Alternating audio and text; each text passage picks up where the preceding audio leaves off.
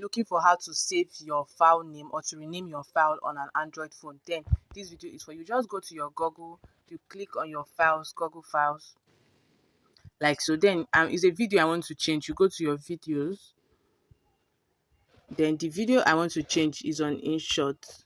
I go to InShot because it's InShot I used to edit the video. So it's this video, the up one, that is InShot 2025. So you just click on these three dots and you see the select, share, open with, then rename. You click on the rename.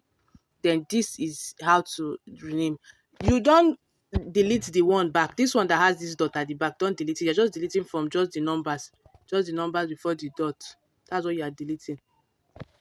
This is what you delete. Then you now put okay. The video is about packet hairs under 5K. So I'll just do you just put a name that is related to what you are saying in the video, a name related to the topic in the video. So I just do affordable packet hair. It is not so long. Affordable packet hair. So this is, and I click on OK.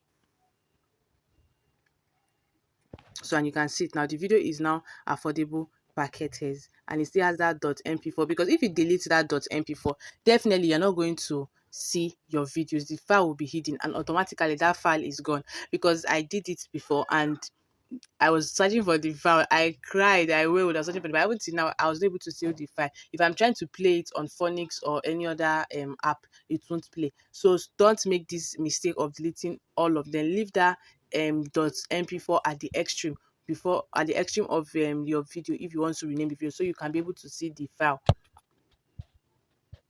So the video is, you can see the video is talking about packet heads. So I have to put a name that is related to what I'm saying in the video.